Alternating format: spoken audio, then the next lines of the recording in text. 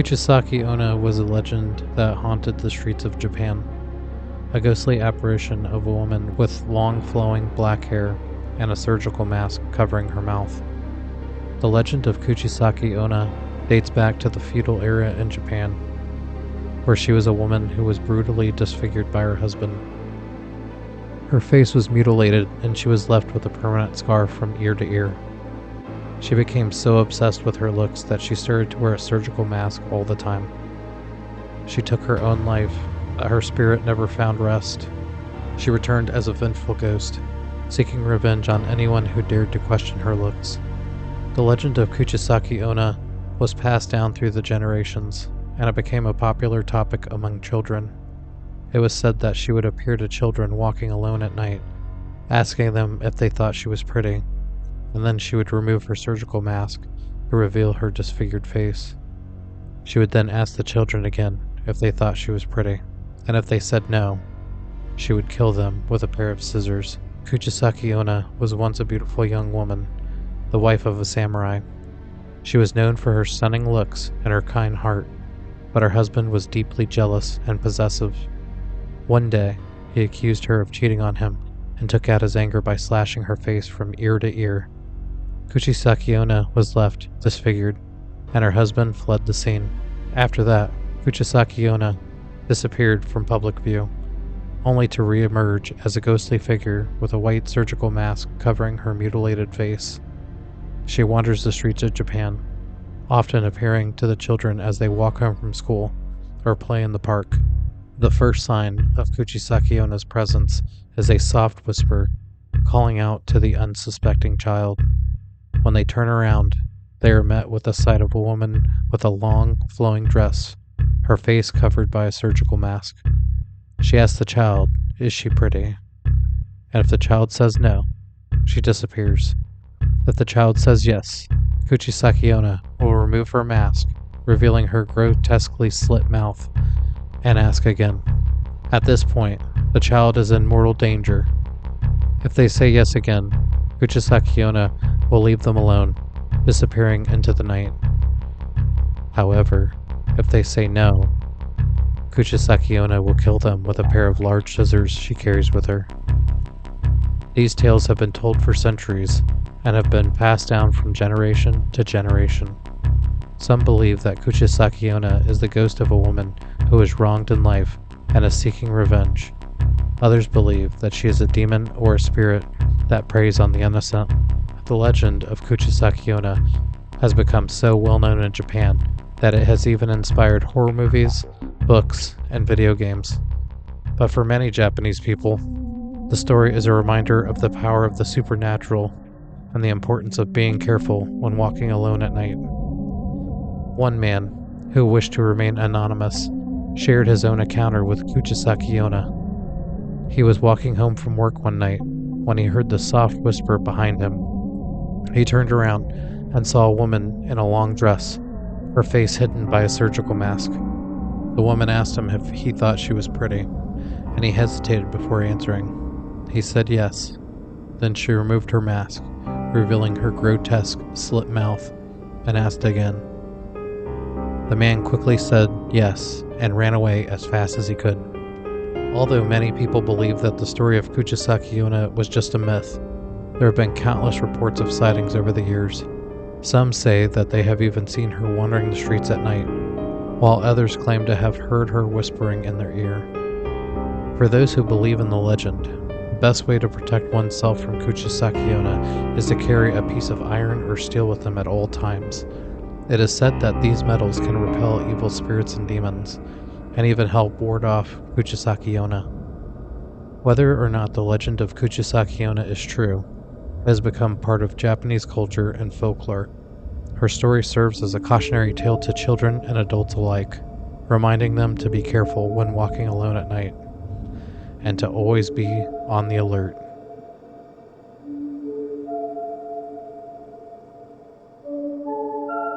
Ayaka was with her friends at a sleepover, and they were telling each other ghost stories. Ayaka was the most scared of them all, and her friends took advantage of it. They told her about Kuchisake Onna, and how she would appear to her when she was walking home from school. Ayaka couldn't sleep that night. She kept thinking about Kuchisake Onna and what she would do if she ever saw her. The next day, Ayaka walked home from school with her friends, but they had to split halfway because they lived in different directions. Ayaka was alone, and she started to get scared. She kept looking over her shoulder, expecting to see Kuchisake Onna behind her. She quickened her pace, but as she turned a corner, she saw a woman in a long, flowering dress with a surgical mask covering her mouth. Ayaka's heart started to race, and she froze in fear. The woman started to approach her, and Ayaka could hear her footsteps echoing on the pavement. Ayaka couldn't move. She was too scared. The woman stopped in front of her, and Ayaka could feel her breath on her face. She was pretty sure this was Kuchisake Onna. "Do you think I'm pretty?" the woman said. Ayaka, concerned that it was Kuchisake Onna, said yes. The woman slowly lifted her surgical mask, and Ayaka could see a long scar from ear to ear. She was Kuchisake Onna, and Ayaka was about to die. "Do you think I'm pretty?" Kuchisake Onna asked. Ayaka was too scared to answer, but she knew if she said no, she would be killed. She thought of what her friends told her the night before, and she remembered the way to escape Kuchisake Onna. She said yes, hoping it would be enough to save her. Kuchisake Onna smiled and put her mask back on. She disappeared into the night, and Ayaka ran home as fast as she could. She was shaking with fear when she got home, but she was still alive. She had survived an encounter with Kuchisake Onna. The next day, Ayaka told her friends what happened, and they were amazed. They had never heard of anyone surviving an encounter with Kuchisake Onna. Ayaka felt proud and a little bit braver. She thought she had outsmarted the legend, and that she was safe from Kuchisake Onna. But Kuchisake Onna was not done with Ayaka. She had tasted Ayaka's fear and wanted more. The next night, Ayaka was walking down the street. She had defeated Kuchisake Onna the night before. She felt confident to take the shortcut in the alley. This was a fatal mistake. She heard footsteps behind her, and she saw a movable trash can slam into the building where she was going, blocking her way. She turned around to see who was behind her. It was Kuchisake Onna again. "Do you think I'm pretty?" she said. Ayaka paused to think about what to say. She said yes again, as it seemed to work before. Kuchisake Onna seemed to get irritated by her answer. She said, "Then why did you run away?" Not knowing what to say, Ayaka looked for an exit. Kuchisake Onna said, "There is no escape for you this time, unless you tell me the truth." Ayaka thought, "Fine, I'll tell her. I'm sorry, but you were hideous. You're the ugliest creature I have ever seen, and you should hide in shame and never come out so no one else can see your disturbing face. Maybe you shouldn't have been a cheating whore, and you wouldn't be so ugly." Kuchisake Onna cried and said, "Thank you. Thank you for being honest." She disappeared, and the alley exit cleared. Ayaka was free and had defeated Kuchisake Onna. She got home and made sure there was no lurking shadows in the apartment. When she was satisfied that it was safe, she relaxed. She took a shower and steamed up the mirror. When she was done, she wiped the mirror to see herself. What she saw was the last thing she would ever see. She saw Kuchisake Onna behind her, wearing her mask and holding the biggest pair of scissors she had ever seen to her neck. Then everything went dark. Suddenly, there was no pain.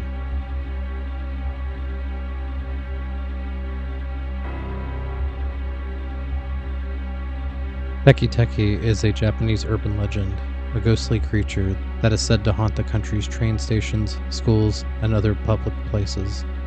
According to the legend, Teke Teke was the spirit of a young woman who had been cut in half by a train.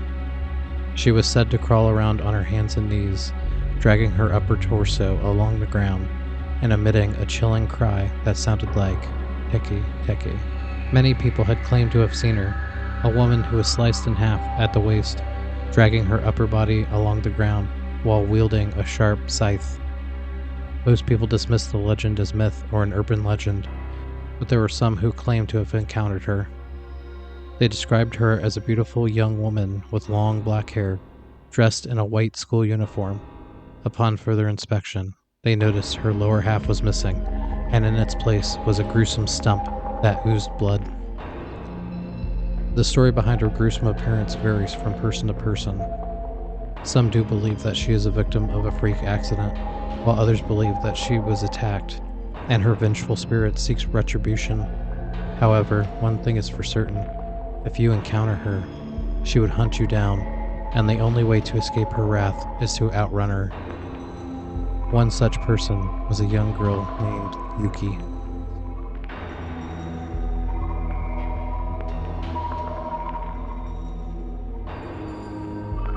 Yuki was a quiet, introverted child who was often bullied at school. She had few friends and spent most of her time alone, reading books and drawing in her sketchbook. One day, as Yuki was leaving school, she saw something out of the corner of her eye. It was a shadowy figure crawling along the ground, making a strange sound. Yuki turned to look and saw Teke Teke for the first time. She froze in terror, unable to move as the ghostly creature approached her. Teke Teke's eyes glowed with a sinister light, and her mouth opened wide, emitting a bone-chilling scream. Yuki tried to run, but her legs wouldn't move. She felt as though she was rooted to the spot. Just as Teke Teke was about to reach her, a group of schoolboys appeared, shouting and laughing. Teke Teke vanished into thin air, leaving Yuki shaken but unharmed. From that day on, Yuki became obsessed with the legend of Teke Teke. She read every book and article she could find on the subject, and even started writing her own stories about the creature. She became convinced that Teke Teke was real, and that she had a message to deliver. Yuki's parents grew concerned about her daughter's obsession, and tried to talk to her about it, but Yuki was convinced that she was on a mission, and nothing would sway her. One night, Yuki had a dream.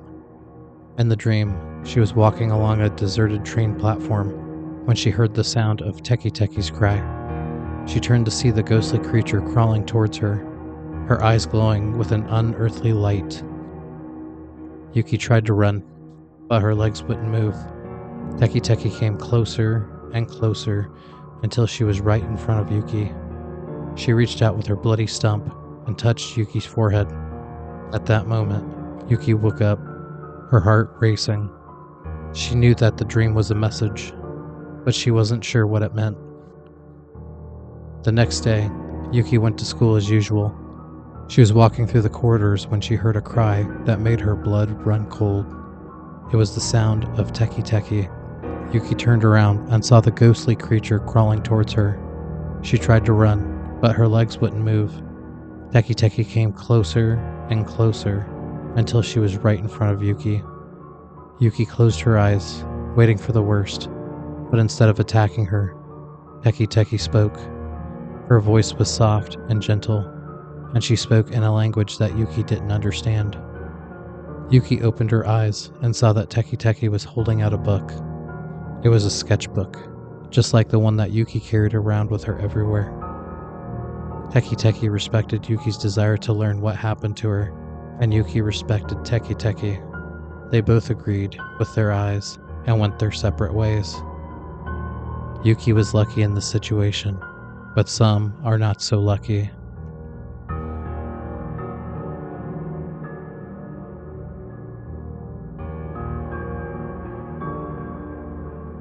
Takumi was a young man who had heard of the legend of Teke Teke from his friends. They had told him to avoid dark alleys and secluded places at night, as that was where she often lurked. However, he had never taken their warning seriously, dismissing it as just another silly ghost story. One night, Takumi found himself walking home alone after a late night shift at work. It was past midnight, and the streets were quiet and deserted. As he turned a corner, he caught a glimpse of a figure in the distance. It was a woman, dragging her upper body along the ground, wielding a scythe in her hand. Takumi froze in fear, realizing that he was face to face with the infamous Teke Teke. He could hear her sharp scythe scraping the ground as she closed in on him. Takumi turned around and sprinted as fast as he could, trying to outrun her. However, he could feel her hot breath on his neck, and at that moment, her scythe narrowly missed him, with multiple swipes attempted on his neck. Takumi's heart was pounding in his chest as he raced through the streets, hoping to find some refuge. As he turned another corner, he saw a faint light in the distance, and he knew that was his only hope. He ran towards it with all his might, not daring to look back. The light grew brighter, and he could see that it was a train station. Takumi raced towards the platform, and as he reached it, he stumbled and fell onto the tracks. Teke Teke had caught up with him, and she stood over him, wielding her scythe. Takumi closed his eyes, bracing himself for the final blow. However, to his surprise, he heard the sound of a train approaching.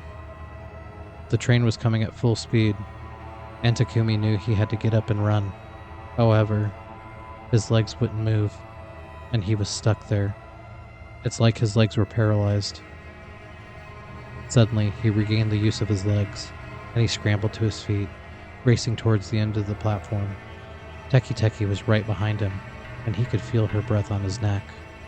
As he reached the end of the platform, Takumi took a leap of faith, jumping to the opposite tracks as the train rushed towards him.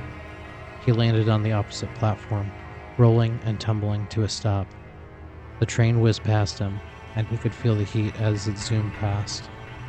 Takumi lay there for a moment, catching his breath and waiting for the adrenaline to subside. When he finally looked up, he saw that Teke Teke was gone. She had disappeared, leaving him alone on the empty platform.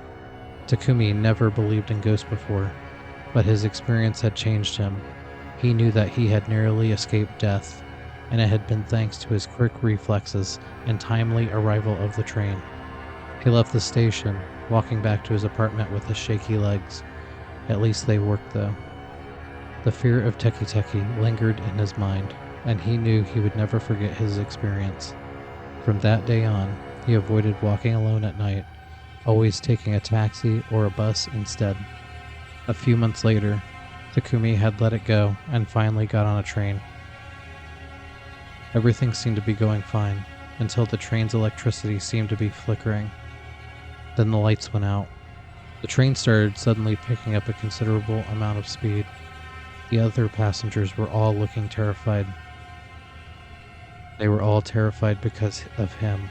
He brought Teke Teke to this train. The train hit a rough spot and derailed in a disastrous display of carnage. While suspended in the air, with an extremely high potential of complete and total dismemberment, Teke Teke appeared in front of Takumi and cut him in two with the scythe. Teke Teke came back for him, and he took everyone else on the train with him. You can't escape death when it decides it's your turn. Just accept your fate, and don't bring everybody else with you.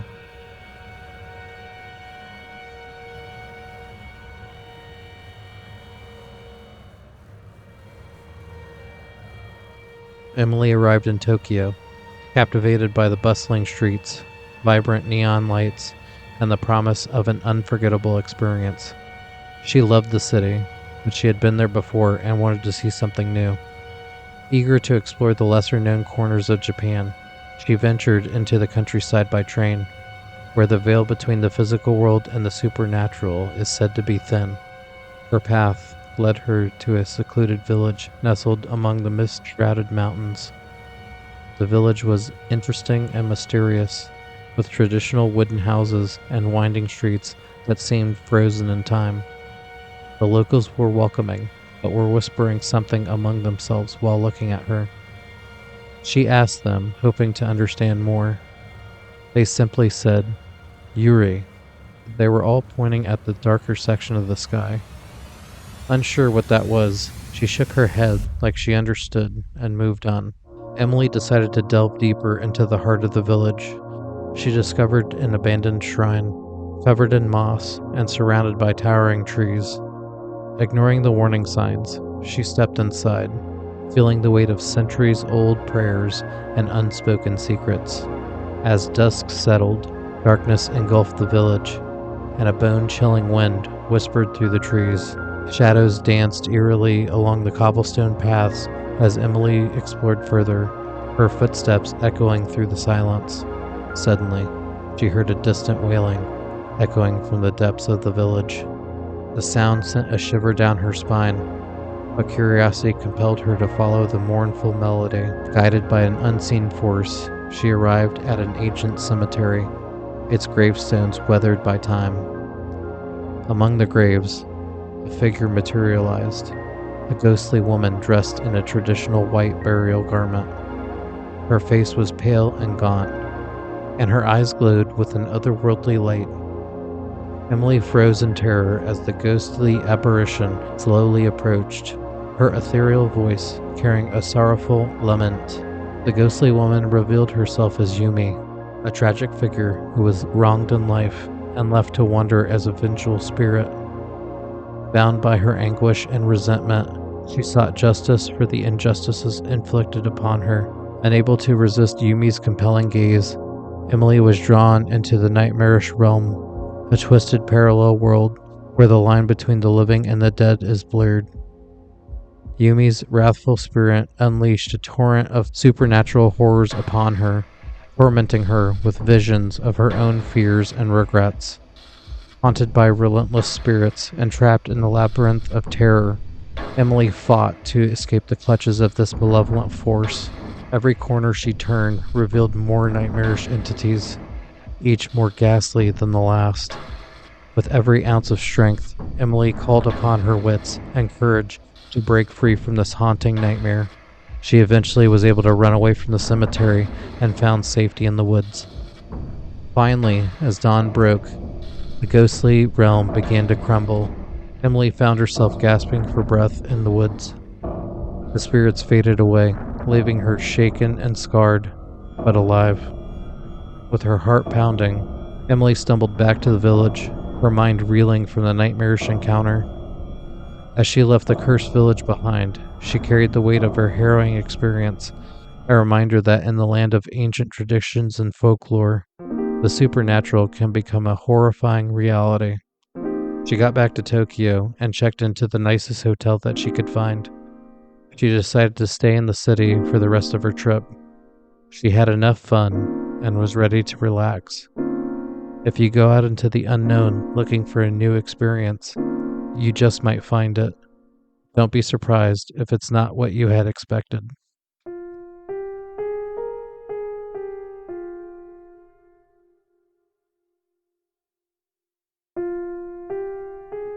In the land of vibrant traditions, an ancient